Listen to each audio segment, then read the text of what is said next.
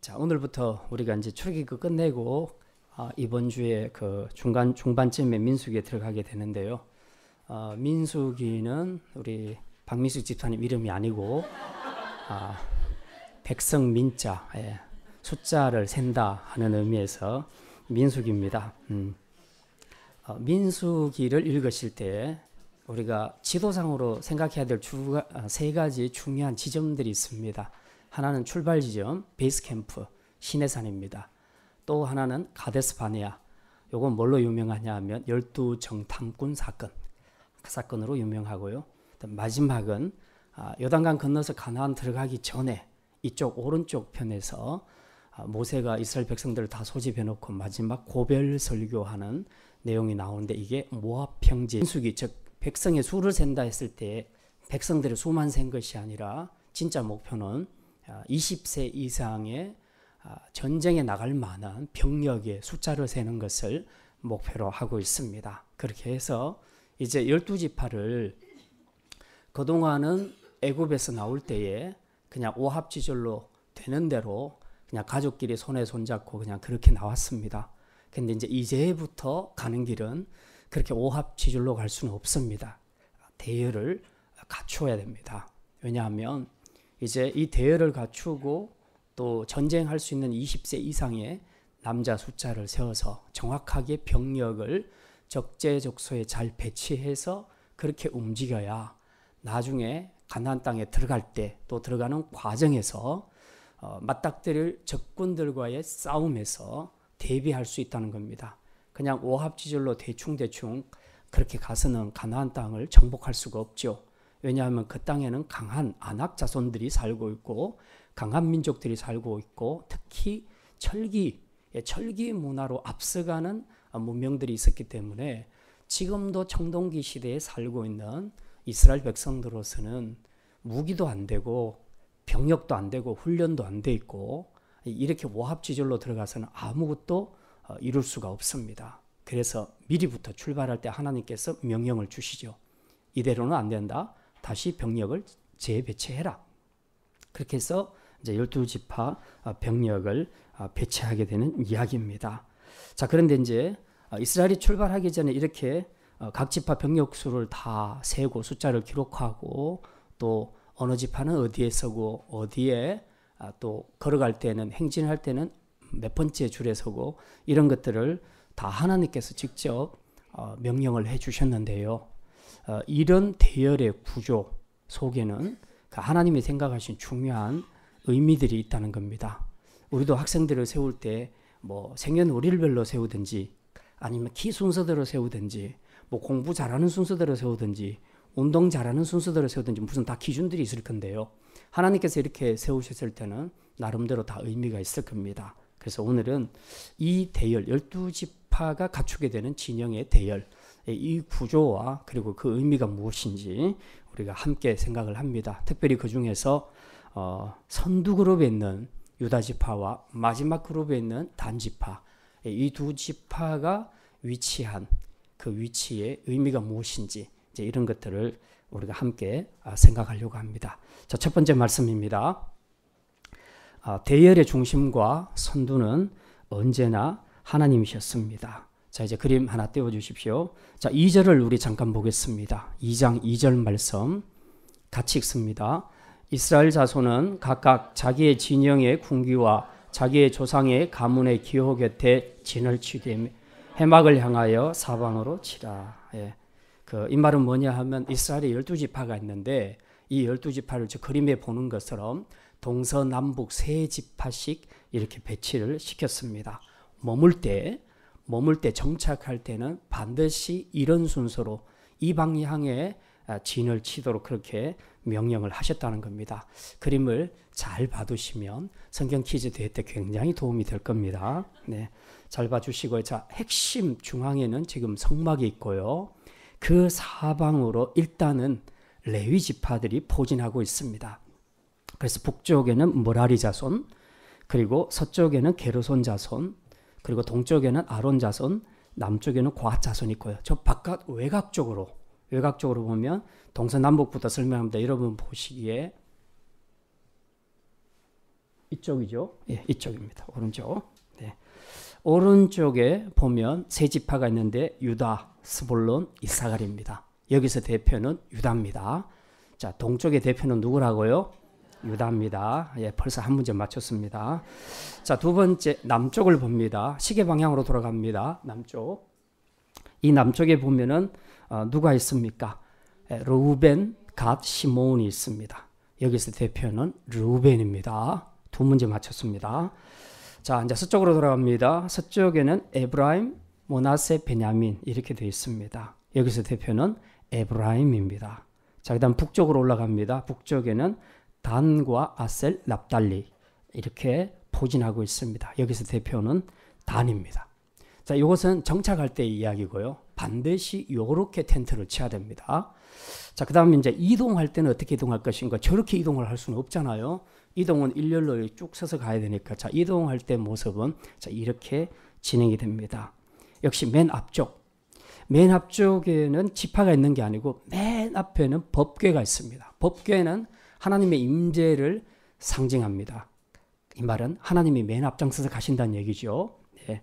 그 다음에 나오는 것이 첫 번째 그룹이 이제 동편에 있는 그룹입니다. 유다, 이사갈, 스불론. 이 지파가 맨 앞에 앞장서서 걷습니다. 그 다음에 성막이 위치하고요. 그 뒤에를 따르는 것이 남쪽입니다. 항상 시계 방향이라고 그랬습니다. 예, 남쪽에 르우벤, 시몬, 갓 지파가 줄을 이어서 따라갑니다. 그 뒤에 성물이 따라가게 됩니다.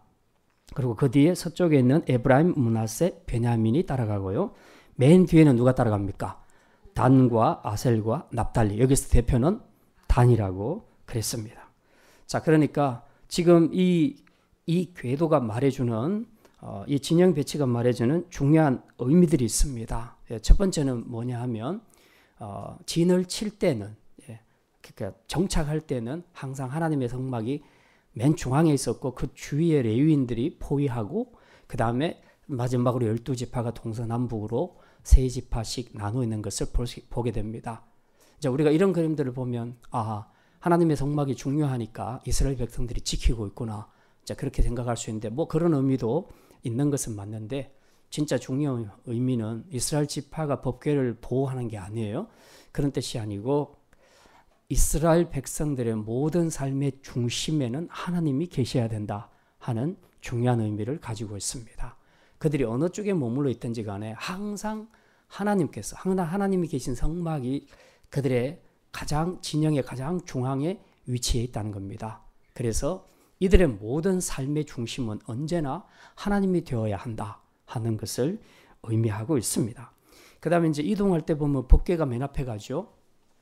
원래 성막에 하나님이 계시지만 성막 중에서도 하나님이 계신 곳은 어디입니까? 지성소입니다. 지성소 안에서도 어디입니까? 법궤 위에 있습니다. 그래서 항상 법궤는 하나님의 임재를 상징하죠. 그래서 이동할 때 보면요, 법궤가 가장 앞에서 갑니다. 이 말은 이스라엘 백성들이 이제 시내산을 출발해서 광야를 지나 가나안 땅으로 들어갈 때에 자기들이 목적지를 정하고 자기 마음대로 가는 것이 아니라 하나님께서 그들을 인도하신다 하는 그런 중요한 의미를 가지고 있습니다. 그래서 하나님이 맨 앞장서서 이제 그 길을 걸어가시는 거죠. 자, 그러면 이제 이 두 진영표를 보면서 우리가 생각할 수 있는 현대 우리 그리스도인들에게 적용할 수 있는 내용은 뭐겠습니까? 자, 우리도 지금 영적인 가나안 천국을 향해서 지금 행진하고 있습니다. 이제 가는 길이 순탄하지는 않습니다. 가는 길에 적들도 많고 또 많은 장애물들도 있을 것입니다. 상황들은 굉장히 많이 바뀌어질 수 있겠지만 중요한 것은 상황과는 전혀 관계없이 언제나 우리의 모든 삶의 영역의 중심에는 하나님이 계셔야 한다는 사실입니다. 그리고 두 번째는 우리가 어디로 가든 가는 그 길에는 언제나 하나님이 우리를 인도하셔야 된다는 겁니다. 내가 결정하고 내가 선택하고 내 마음대로 방향을 틀어서 가는 것이 아니라 우리가 천국 가는 이 모든 여정도 전부 하나님께서 우리를 인도해 주시는 그 길로 가는 것이 맞다 하는 이런 내용을 우리에게 보여주고 있습니다. 우리가 이런 것들을 우리의 삶에서 구체적으로 이제 생각을 해본다면 우리가 이제 직장 생활하고 또 근로자들은 일을 하게 되겠죠. 우리가 일을 할 때도 또 우리가 쉴 때도, 우리 학생들이 공부를 할 때도, 놀 때도, 운동할 때도, 그리고 심지어 먹을 때도, 그 남녀 청춘들이 연애할 때도 그들의 모든 삶과 의식의 중심에는 하나님이 계셔야 한다 하는 것을 우리에게 분명히 보여주고 있습니다. 그리고 우리가 무슨 길로 가든 어떤 계획을 세우든 간에 우리의 모든 길은 내가 인도하는 것이 아니라, 내가 내 인생을 끌고 가는 것이 아니라 하나님이 나를 인도하셔야 된다 하는 중요한 교훈을 우리에게 주고 있습니다. 근데 이제 이런 도표를 보면서 우리의 신앙을 한번 돌아보면 정말 내 삶의 맨 앞에는 법궤가 하나님이 가고 계시는가, 하나님이 인도하고 계시는가, 또 내 삶의 모든 중심에는 언제나 하나님이 중앙에 위치해 계시는가, 우리가 이런 것들을 한번 돌아볼 필요가 있습니다. 많은 경우 우리의 삶에서 정말 예수님을 내 인생의 주인으로 영접을 했다고는 하지만 사실상 내가 어떤 것을 결정할 때도 주님이 결정하게 하시는 것을 결정하는 것이 아니라 내 생각과 내 판단을 따라 결정하고 내가 내 인생을 끌어갈 때가 많습니다. 그리고 내 모든 삶에서 언제나 주님이 중심이 되어야 하는데 그렇지 못하고 내가 중심이 됩니다. 이걸 우리는 이기주의라고 그렇게 말합니다. 언제나 내가 중심입니다. 믿는 성도도 아닌 사람도 다 자기가 중심이 되어 있습니다. 내가 중심이 되는 순간에 내 왕좌에는 내가 앉아 있고 하나님은 이제 언저리로 밀려나는 것이죠. 주변으로, 아웃사이드로 밀려가게 되는 것입니다. 그러니 저 그림으로 보면 법궤가 맨 끝에 따라가게 되는 거죠. 동떨어져서.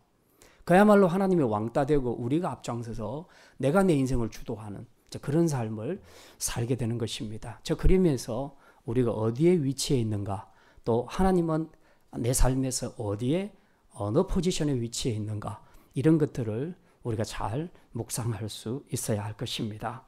내가 중심이 되는 삶에는 하나님께서 함께 하시지 않습니다. 그렇게 되면 우리 인생은 전부 자기가 자기를 다 책임지고 끌고 가야 되니까 우리 인생에는 행복이나 성공이 보장될 수 없다는 것을 우리가 기억해야 합니다. 그래서 올 한 해는 우리 성도들이 여러분의 삶의 중심에, 또 여러분의 가정의 중심에, 또 우리 교회 공동체의 중심에 항상 주님이 계시고 무슨 일을 결정하든 어디로 진행하든 항상 인도는 내가 하는 것이 아니라 하나님이 하시는 인도가 되어서 그 인도하심 속에서 우리가 걸어가는 영적 가난, 천국의 여정길에 하나님이 부어주시는 풍성한 축복과 기쁨을 누리며 걸어갈 수 있는 그런 복된 행진이 되시기를 주님의 이름으로 축원합니다. 두 번째 말씀입니다. 선봉에서는 일꾼이 되어야 합니다. 한번 따라합시다. 선봉에서는 일꾼이 되어야 합니다. 자, 이스라엘 12지파가 이동할 때 아까 보셨죠? 맨 앞에 어느 지파가 앞장서고 있습니까? 유다 지파입니다. 9절 말씀 우리 한번 보겠습니다. 9절 말씀 같이 읽습니다. 유다 진영에 속한 군대로 계수된 군인의 총계는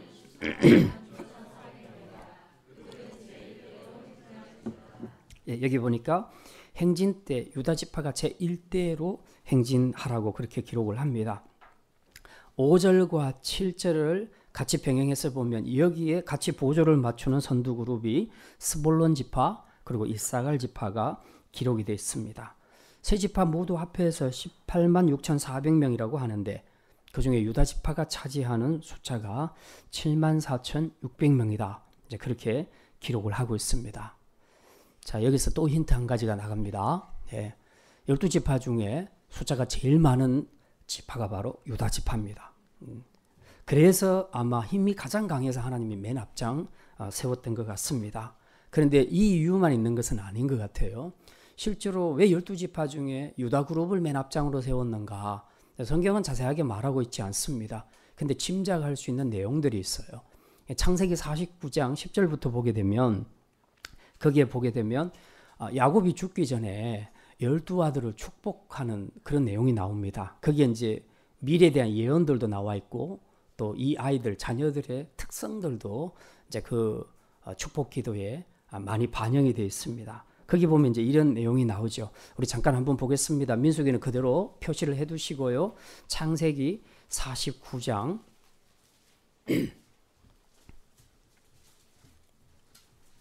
8절부터 10절까지, 창세기 49장 8절부터 10절까지 우리 같이 읽습니다. 유다야, 너는 내 형제의 찬송이 될지라. 내 손이 내 원수의 목을 잡을 것이요 내 아버지의 아들들이 내 앞에 절하리로다. 유다는 사자 새끼로다. 내 아들아, 너는 움킨 것을 찢고 올라갔도다. 그가 엎드리고 웅크림이 수사자 같고 암사자 같으니 누가 그를 범할 수 있으라. 규가 유다를 떠나지 아니하며 통치자의 지팡이가 그 발 사이에서 떠나지 아니하기를 실로가 오기까지 이르리니 그에게 모든 백성이 복종하리로다. 아멘. 여기 보면 유다에 대해서 어떻게 표현하고 있습니까? 아주 용맹스러운 사자로 표현을 하고 있습니다. 또 하나는 규를 가졌다. 왕이 가지는 홀, 규를 가졌다. 그렇게 표현합니다. 이건 이제 유다 지파를 통해서 장차 만왕의 왕이신 예수님이 오실 것을 말씀합니다. 그러니까 12지파 중에서 가장 특별하게 부름받은 존재가 바로 유다 지파라고 할 수 있습니다. 그래서 더 용맹스럽고 더 강하고 그리고 더 지도자로서의 그런 자질을 잘 갖춘 그런 유다 지파다. 그렇게 생각할 수 있습니다. 자, 이렇게 본다면 충분히 유다를 맨 앞장서서 세울 수 있겠다라는 그런 생각이 듭니다. 어느 단체이건 간에 맨 앞장 선봉에 서는 것은 아무나 할 수가 없습니다. 이런 선봉에 서는 사람들은 확실히 다른 사람들과 다른 그 리더로서의 특별한 자질들이 필요합니다. 가령 이제 우리 군인들도 보면 산악행군 할 때에 어떤 사람을 맨 앞에 내세웁니까? 주로 행군을 할 때 약하고 겁 많고 느릿느릿한 그런 사람을 맨 앞에 세우겠습니까?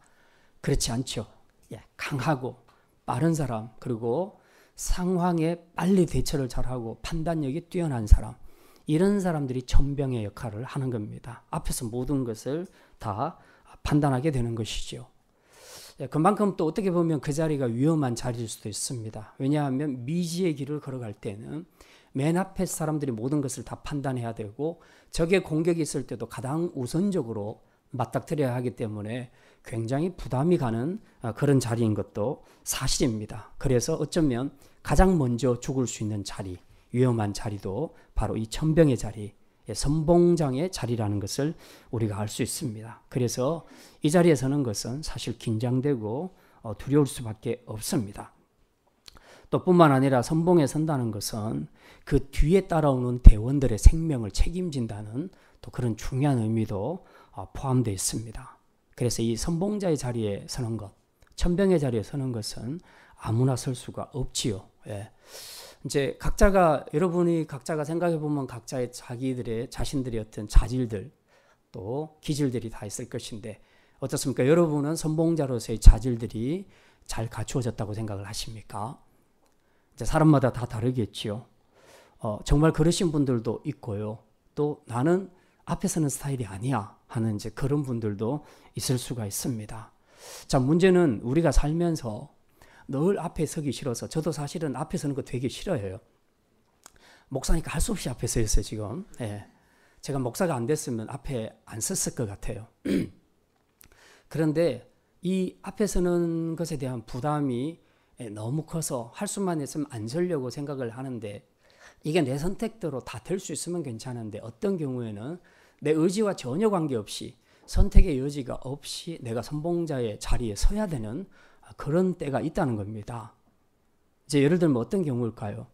우리 남자들은 거의 대부분 다 이 선봉자의 자리에 서 있습니다. 이 남자들이 결혼하고 애 낳는 순간부터 가정의 가장이 되는 겁니다. 머리가 되는 거죠. 그러니까 그때부터 하여튼 원턴 원치 않던 본인은 가족을 책임져야 되는 겁니다.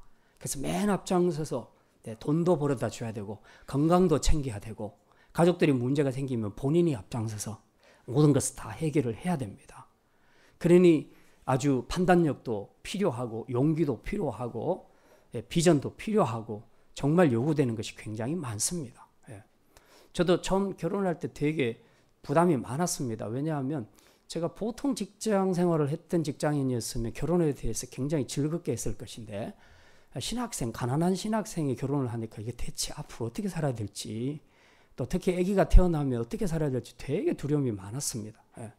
그래서 이 앞장선다는 것, 뭔가 책임지는 앞자리에 선다는 것은 굉장히 많은 부담을 주는 것이 사실입니다. 자, 근데 우리가 원튼 원치 않든 남자들은 어쨌든 이 선봉자의 자리에 설 수밖에 없다는 것이죠. 자, 근데 보면 이제 이렇게 선봉자의 자리에 서서 자기 역할을 잘 감당하는 가장이 있는가 하면 또 그렇지 못한 가장들도 있습니다. 저는 지금 경제적인 문제를 이야기하는 것이 아닙니다. 예, 지금 믿는 가정에서 믿음의 가장이 믿음을 통해서 가정을 정말 믿음의 가정으로 바르게 잘 세워가는가, 여기에 관한 이야기를 지금 하고 있습니다.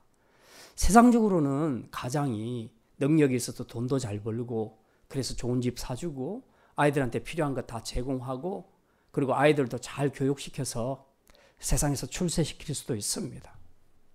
근데 그럼에도 불구하고 그 가족들이 믿음 안에 서 있지 못하다면 그거는 믿음의 가장에게 책임이 있다. 1차적으로 그렇게 본다는 것입니다. 그래서 믿음으로 가족들을 또 혹은 가정을 세운다는 것은 굉장히 중요합니다. 우리 성도들은 지금 영적으로 볼 때 모두 광야에 있는 이스라엘 백성들처럼 지금 영적인 가나안을 향해서 모두 전진하고 있는 그런 상태입니다. 자, 거기에 1차적으로는 가장 소중한 내 가족들이 지금 함께 이 길을 걸어가야 되죠. 그리고 이 여정의 끝에는 마지막에 진짜 우리 모든 가족들이 다 천국에 들어가서 함께 기쁨을 누릴 수 있는 이런 결론이 나야 되는 겁니다. 어떻습니까? 우리 남자분들, 여러분이 가장으로서 여러분의 가족들을 한번 지켜볼 때에 이 여정의 마지막에 여러분의 가족들이 한 명도 탈락 없이 모두 영적인 가나안인 천국에 들어갈 것이라고 믿습니까? 대답이 약하잖아요. 예. 뭔가 지금 불안한 식구들이 있죠. 예. 자, 이런 겁니다. 그래서 우리가 영적으로 가족들을 혹은 가정을 세워가는 데 있어서 이 영적인 가장, 선봉자의 역할이 굉장히 중요하다 하는 것을 알 수가 있습니다. 이 긴 여정을 걸어가는 동안에 정말 믿음이 있는 우리 가족들도 넘어지는 경우들이 있습니다. 사단이 때로는 경제적인 문제로 또 때로는 대인관계 그리고 질병 문제로 여러 가지 문제로 우리의 가족들을 믿음의 자리에서 끌어내리려고 합니다. 이럴 때에 가정의 그 믿음의 가장이 그냥 아무 대책 없이 가만히 있는 것이 아니라 어떤 상황이 오든 간에 일단 천병으로서 자기 역할을 잘 감당해야 된다는 거죠. 자, 지금 내가 내 대원들을 이끌고 앞에서 걸어가고 있는데 저 앞에서 지금 무슨 절벽이 나타났다, 아니면 사자가 나타났다, 아니면 적군의 움직임이 포착됐다. 그랬을 때 내가 어떻게 해야 되겠습니까? 내가 빨리 판단하고 결정을 내려야 되는 것이죠. 우리가 우리 자녀들을 이끌고 천국으로 가나안으로 가는 과정에서 이런 여러 가지 장애물들, 적들을 많이 만나게 되는데 그럴 때에 이 전병으로서 우리가 갖춰야 될 것이 뭐냐 하면 영적인 분별력입니다. 그리고 깨어있는 영성입니다. 그래서 본인이 먼저 깨어있어야 돼요. 앞에 뭐가 우리의 적인지, 뭐가 내 자녀들을 지금 영적으로 무너뜨리고 있고 넘어뜨리고 있는지를 이걸 먼저 분석을 해석을 해내야 되는 겁니다. 이건 영성이 있는 가장들만 할 수 있는 것이죠. 근데 참 안타깝게도 가장부터가 영적으로 깨어있지를 못합니다. 이런 영성이 없는 가장들이 있어요. 그러면 자기 자녀들이 지금 세상적으로는 엄청 잘 나가는 것 같은데 영적으로 봤을 때는 완전히 죽음의 길로 걸어가고 있는데도 지금 잘 살고 있다고 보는 겁니다. 그러면서 회심의 미소를 짓고 참 자녀들은 이렇게 키워야 돼 하고 말하는 그런 참 안타까운 가장들이 있다는 겁니다. 우리가 정말 영적인 청병이라면 내 가족을 책임져야 되는, 내 가족의 구원을 책임져야 되는 그런 가장이라면 우리가 영적으로 내가 먼저 깨어서 이 분별력을 가지고 우리 가족들이 뭐 때문에 영적으로 무너지고 쓰러지는지 그런 것들을 분별해서 그걸 막아내고 그걸 위해서 우리가 하나님 앞에 기도하고 또 예배와 말씀으로 나아가는 것, 이것이 바로 영적인 가장으로서 천병으로서 우리 가장들이 해야 할 일이라는 것을 우리가 기억해야 합니다. 물론 이건 꼭 남편, 아빠만 책임져야 되는 문제는 아니죠. 자녀들과의 관계에서는 어머니도 말하자면 천병입니다. 선봉자입니다. 교회 안에서는 우리 학생들을 맡고 있는 교사도 선봉자입니다. 또 동생들 앞에서는 형이 선봉자입니다.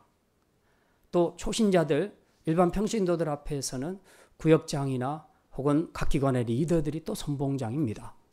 선봉장의 역할은 지금 잘 판단해야 되는 거죠. 내 앞의 상황을. 지금 대원들을 끌고 가면서 내 앞의 상황들이 우리를 어떻게 넘어뜨리고 있는가?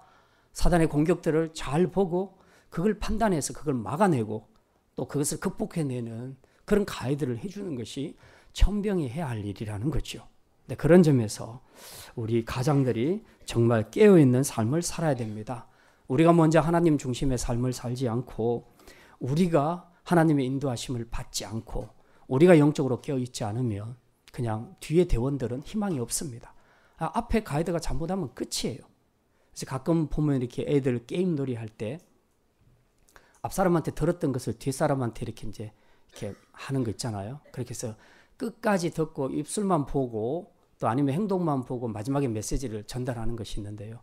첫 번째부터 잘못 전달하면 끝인 겁니다. 그 뒤에는 기대할 수가 없어요.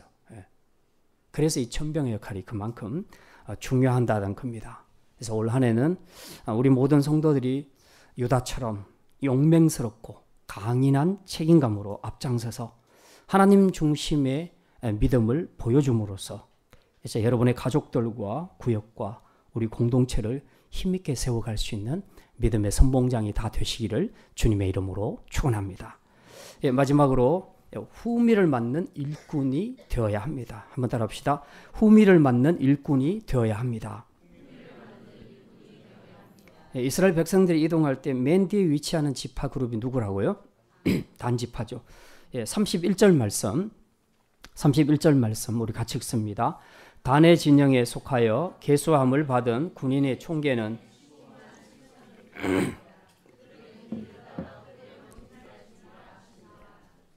여기 보니까 후대로 진행할지니라. 맨 끝에 붙어서 따라가라는 거죠. 행진할 때 맨 마지막에 서는 지파가 단 그룹입니다. 물론 27절과 29절에 보면 이들과 나란히 가는 지파들이 아셀과 납달리 지파입니다. 그림에서도 보셨던 것처럼 이 단 지파가 보면 62,700명이라고 기록이 되어 있습니다. 유다 지파 다음으로 많은 것이 단 지파입니다. 그러니까 이게 지금 전력으로 봤을 때 하나님이 아주 적절하게 잘 배치한 것 같아요. 제일 숫자가 많고 강한 군대를 맨 앞에 세우고요.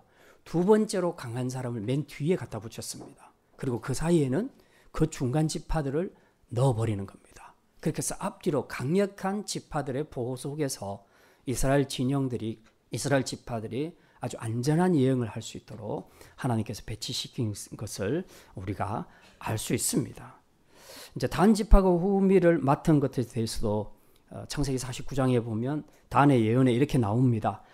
단은 이스라엘의 한 지파같이 그의 백성을 심판하리로다. 단은 길섭의 뱀이요 새길의 독사로다.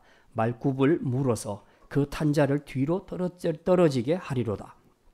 여기도 보면 야곱의 예언을 보면 단도 상당히 끈기 있고 용맹스러운 특징을 가지고 있는 지파임을 알 수가 있습니다. 이제 여기다가 형제를 돌보는 책임감 그리고 성숙함이 있다면 후미를 담당하는 일꾼으로서 더할 나위 없이 좋은 조건을 잘 갖추었다고 말할 수가 있습니다. 자, 일반적으로 우리가 군대에서 행군할 때에 맨 뒤에는 어떤 사람들을 세웁니까? 맨 뒤에. 보통 이제 보면 그냥 뒤따라가는 사람들은 약한 사람, 길을 잘 모르는 사람, 그래서 대충대충 앞만 보고 따라갈 사람들, 이런 사람들이 주로 뒤에 선다고 많이 생각하는데 군대에서는 그렇게 하지 않고요. 가운데 그렇게 놓고 맨 뒤에는 확실한 사람을 세웁니다. 주로 군대에서는 조교들이 그 뒤에 많이 서 있고요. 그 다음에 이게 체육하는 선수들 같은 경우도 훈련 받을 때 보면 항상 맨 뒤에 제일 강한 사람 놓습니다. 이 강한 사람이라는 것은 육체적으로도 강해야 되지만 멘탈이 강해야 되고요. 그 다음에 전체를 아우르는, 전체를 볼 수 있는 시야를 가지고 이렇게 낙오하는 사람들이 없도록 그 사람을 끝까지 케어해 줄 수 있는 굉장히 책임감이 강하고 성숙한 사람, 이런 사람들을 오히려 뒤에다가 포진을 합니다. 저도 이제 자전거 탈 때 우리 진선미 집사님하고 조영진 집사님하고 같이 3명이 타면요. 제가 제일 못하잖아요. 약해서. 그러니까 똑같이 바퀴를 돌렸는데 왜 내 자전거는 그렇게 안 나가는지 모르겠어요. 그래서 저는 지금도 자전거에 문제가 있다고 생각을 하고 있습니다. 예. 근데 이제 이렇게 하니까 진선미 집사님 맨 앞에 가고 제가 두 번째로 가는데 사실은 조영진 집사님이 엄청 근육이 좋거든요. 하체가 발달해서 엄청 제일 빨리 갈 수 있는데 항상 보면 맨 뒤에 와요. 제 뒤에 있어요. 그래서 뒤에서 계속 막 음악도 틀면서 이러면서 이제 저보고 들으라고 그래요. 예. 그러니까 나를 배려해서 지금 그런구나. 나하고 안 되도록 뒤에서 이제 계속 따라와 주는 거죠. 어떨 땐 짜증나요. 그 소리 안 들었으면 좋겠어. 혼자 지치면 혼자 좀 조용히 숨어 있다가 갔으면 좋겠는데 못 숨도록 계속해서 그렇게 하는 거예요. 예. 이게 진짜 그 책임감 있고 성숙한 지도자죠. 후미에 선다는 것은요, 능력이 부족해서가 아니고 진짜 능력이 있고 멘탈이 강하고 그리고 약한 자를 잘 도와서 낙오 없이 함께 갈 수 있도록 하는 이런 공동체적인 이런 그 의식이 잘 돼 있는 사람들이 맨 뒤로 간다는 겁니다. 그래서 이런 사람들이 이제 전체를 아울러서 이끌고 나간다는 것이죠. 작년도 우리 그 평창 올림픽 그 동계 올림픽 때 이런 사건이 있었죠. 팀 추월이라는 여자 스피드 스케이트 경기가 있었는데 그때 3명의 여자 선수가 뛰었는데 문제가 생겼습니다. 맨 끝에 이 노선영 선수라고 기억하시죠? 뉴스에 계속 나왔죠. 노선영 선수가 맨 꼴찌로 들어왔는데 그건 중요하지 않아요. 중요한 건 3명의 선수 전부의 기록을 안 보고 맨 마지막에 들어오는 선수의 기록만으로 그 나라 순위를 결정한다는 겁니다. 그렇다면 이 세 선수는 누가 1등 할 것인가 그런 건 하나도 중요하지 않아요. 셋 중에서. 팀으로 들어가는 것이니까. 어쨌든 맨 약한 사람이 포기하지 않고 자기 실력을 최선을 다해서 발휘할 수 있도록 돕는 일을 누군가가 해야 되는 겁니다. 근데 그걸 안 했다는 거죠. 그걸 안 하고 제일 나이 많고 힘없는 노선현 선수가 이제 뒤에 처지는데 아무도 안 돌아보고 둘은 앞으로 들어가서 골인을 해버렸죠. 그러니까 뒤에 혼자 따라가니까 더 탈진하게 되죠. 사람이 약할 때 뒤에서 계속 뭔가 이게 좀 붙들어줘야 되는데 혼자 내버려 두게 되면 그냥 그만큼 힘이 더 빠지게 되는 거죠. 그렇게 해서 결국은 준결승에서 놓쳐버렸죠. 진출을 못하게 됐습니다. 근데 이제 체육계에서 문제가 생겼죠. 유사일례로 이런 일은 잘 없다는 거죠. 스포츠에서 이런 일이 있을 수 있냐. 팀 추월, 팀으로 경기하는데 어떻게 한 명을 놔두고 2명이 앞에 가냐. 그럴 수 있냐. 그래가지고 문제가 돼서 왕따 시비가 있고 경기장 사용 문제 이런 여러 가지 문제들이 그때 많이 발생했습니다. 왜 이런 일이 생깁니까? 팀에서 전체를 위해서 그중에서 이게 약자를 돌아보고 그들도 함께 갈 수 있도록 해주는 이런 그 섬기는 그런 일꾼이 없었다는 거죠. 이게 문제라는 겁니다. 이스라엘도 마찬가지입니다. 유다처럼 강한 리더를 앞에 세우고 이제 다른 지파들을 그 중간에 놓고 맨 뒤에는 단지파 같은 책임감 있는 지구력과 정신력과 책임감 있는 단지파를 세웠습니다. 그래서 지금 이 이스라엘 지파 전체의 진행을 아주 매끄럽게 잘 진행했던 것을 우리가 알 수 있습니다. 후미의 자리는 진짜 중요한 자리입니다. 또 어떤 면에서는요, 후미의 자리는 굉장히 위험한 자리이기도 합니다. 맨 앞자리만큼은 아니어도 맨 뒷자리도 굉장히 위험합니다. 왜냐하면 사단은 원수는 앞에서만 공격하는 것이 아니라 뒤에서도 공격을 합니다. 그래서 항상 무리해서 떨어지지 않는 것이 중요하고요. 또 실제로 우리 민수기에서도 여러분이 쭉 읽어보시면요. 이스라엘이 광야를 진행하는 동안에 뒤에서 비겁하게 공격하는 족속이 있었습니다. 누굽니까? 아말렉. 아말렉이 뒤에서 공격을 했어요. 그렇게 해서 일부 이스라엘 백성들이 희생당하는 그런 일들이 있었습니다. 하나님이 그것 때문에 화가 나서 나중에 이 아말렉을 이스라엘이 가나안 땅에 들어가고 난 이후에 아말렉을 완전히 진멸하라고 그렇게 말하죠. 이제 사울 왕에게 진멸하라고 하죠. 근데 사울 왕이 또 살려주죠. 이런 일들이 있습니다. 이게 다 그렇게 연결이 됩니다. 자, 오늘날 교회 공동체도 마찬가지입니다. 앞에서 리더하는 유다 지파와 같은 사람도 필요하지만 맨 뒤에서 전체를 보면서 함께 세워갈 수 있는 책임감 있고 성숙한 일꾼들이 필요하다는 것입니다.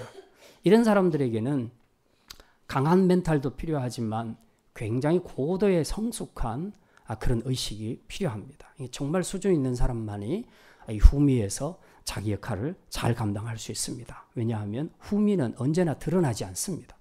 사람들은 교회에서나 세상에서는 보면 항상 앞에 나서서 뭘 하는 사람들을 주목해서 봅니다. 그리고 그런 사람들을 중요하게 생각을 하지요. 그러니까 뒤에서 일하는 사람에 대해서는 별로 중요하게 생각을 안 하는 겁니다. 안 보이니까 자꾸 그런 것들을 놓쳐버리게 되는 것이죠. 근데 이 영적인 전쟁에서 진짜 중요한 것은 후미를 맡는 사람입니다. 후미가 하는 일이 별로 볼 때 별로 보잘것없어 보이기도 합니다. 뒷정리하고 마무리하고 다 이런 거예요. 그러니까 별로 중요하다고 생각하지 않는데 이걸 안 하면 어떻게 되는가 하는 거죠. 예. 그래서 리더십에 관한 그런 논문들이 발표되면서 언젠가부터 섬기는 리더십이라는 용어가 나타나기 시작을 했습니다. 보통 우리 리더십 하면 강한 카리스마로 앞에서 끌고 가는 사람을 많이 연상하는데 그렇지 않고 완전히 섬기는 리더십으로 숨어서 뒤에서 말없이 섬기는 리더들이 있다는 겁니다. 이제 그 유래가 그렇게 그 기록이 됐대요. 보면 어떤 한 그룹이 여행을 하게 됐는데 세계 일주 여행을 하게 됐는데 거기에 종의 신분으로 따라간 레오라는 사람이 있었는데 이 사람은 그냥 사람들이 뒤치다거리를 하는 거죠. 예.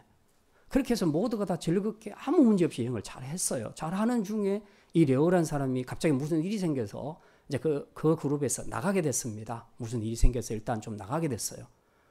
그 이후로 이 팀이 여행하는데 그렇게 문제들이 많이 생기더라는 겁니다. 도대체 왜 이럴까?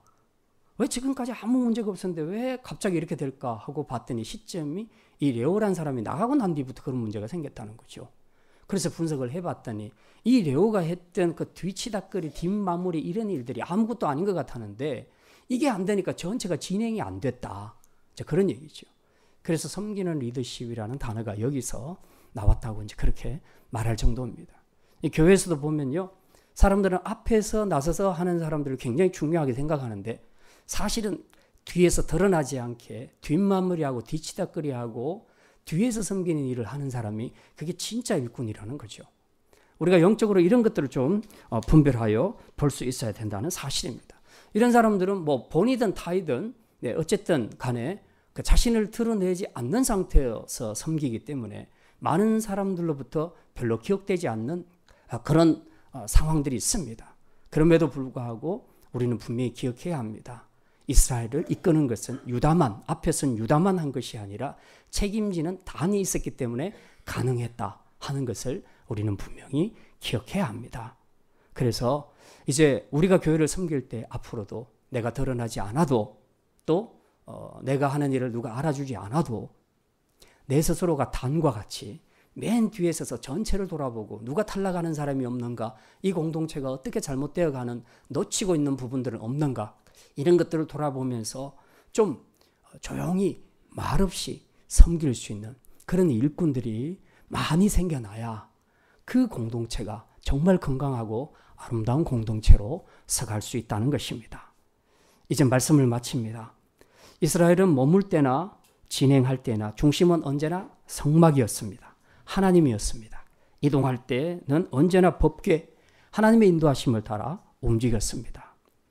우리 모든 삶의 중심과 우리 모든 삶의 앞에는 하나님이 계셔야 한다는 것을 뜻합니다.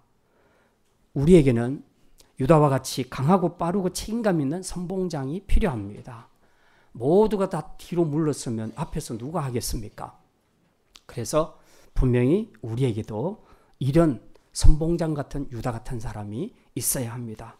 뿐만 아니라 유다 못지않게 중요한 것이 후미에서 연약한 자들을 케어해주고 뒷마무리를 해주고 그리고 전체를 잘 끌어갈 수 있도록 도와주는 그런 뒤에서 후미를 감당하는 일꾼들도 필요하다는 것입니다. 이제 우리가 이런 공동체로 세워져 갈 수 있는 것은 정말 성숙한 사람만이 할 수 있는 일인데요.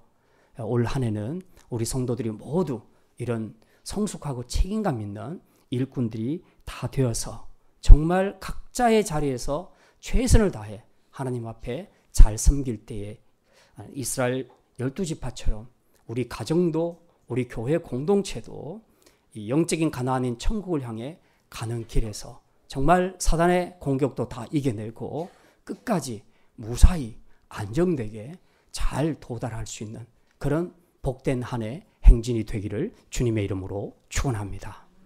기도합니다. 하나님, 올해는 내가 아닌 하나님이 우리 삶의 중심에 서는 가정과 공동체가 되게 하여 주시옵소서.